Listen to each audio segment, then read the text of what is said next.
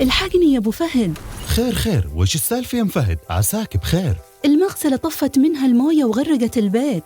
وين الحقك؟ ترى أنا مشغول باجتماعي وما أنا راعي هالسوالف. أقول لك سمعت عن تطبيق يقدم خدمات الصيانة وسهل التعامل معه. يا رب أتذكر اسمه.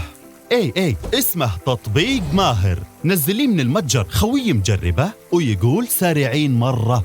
الحين بنزله وبخبرك إيش بيصير. إي والله سهل، مع تطبيق ماهر لا تشيل هم، الصيانة صارت بين يديك. حمل التطبيق من أبل ستور وجوجل بلاي ومتجر هواوي.